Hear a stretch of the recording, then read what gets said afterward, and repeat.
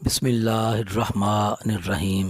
السلام علیکم دوستو، آج ہم ایک بہت ہی اہم وظیفے کی طرف جا رہے ہیں اور یہ وظیفہ استغفار کا ہے۔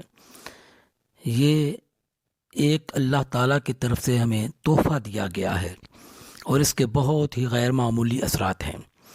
اس کے فضائل و برکات بھی بہت زیادہ ہیں۔ یہ ایک طاقتور وظیفہ ہے، یہ ایک عبادت ہے۔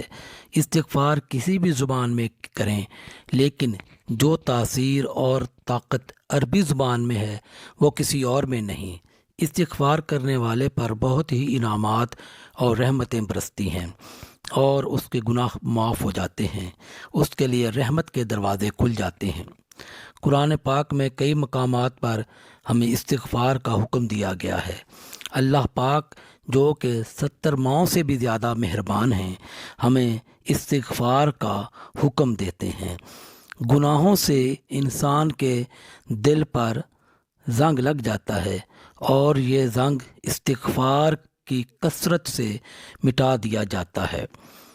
استغفار کرنے سے زندگی میں ایک تبدیلی آ جاتی ہے اور روح پرسکون ہو جاتی ہے، اللہ تعالیٰ کی قربت حاصل ہوتی ہے۔ استغفار ہر وقت کرتے رہنا چاہیے۔ حضور پاک صلی اللہ علیہ وآلہ وسلم گناہوں سے پاک تھے، معصوم تھے، لیکن وہ بھی 100 بار دن میں استغفار کیا کرتے تھے۔ نبی کریم صلی اللہ علیہ وآلہ وسلم نے فرمایا، ہر درد اور مرض کی اللہ پاک نے دوا پیدا کی ہے اور گناہوں کی دوا استغفار ہے۔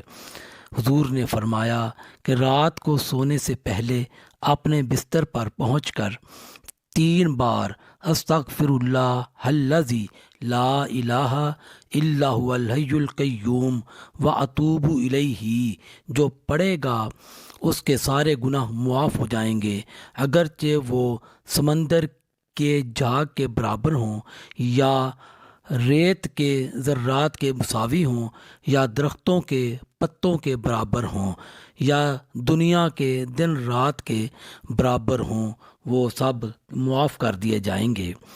تو یہ سب سے بڑا استغفار ہے جو آج ہم آپ کو بتا رہے ہیں اور جس کی تسبیح اب تھوڑی سی مختصر سی آپ کے سامنے پیش ہے۔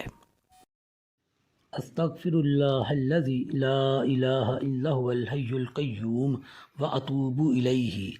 استغفر اللہ الذی لا الہ الا هو الحی القیوم واتوب الیہ۔ استغفر اللہ الذی لا الہ الا هو الحی القیوم واتوب الیہ۔ استغفر اللہ الذی لا الہ الا هو الحی القیوم واتوب الیہ۔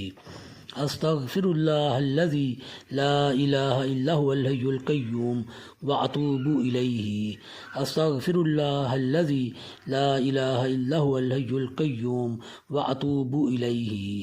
استغفر اللہ الذی لا الہ الا هو الحی القیوم واتوب الیہ۔ استغفر اللہ۔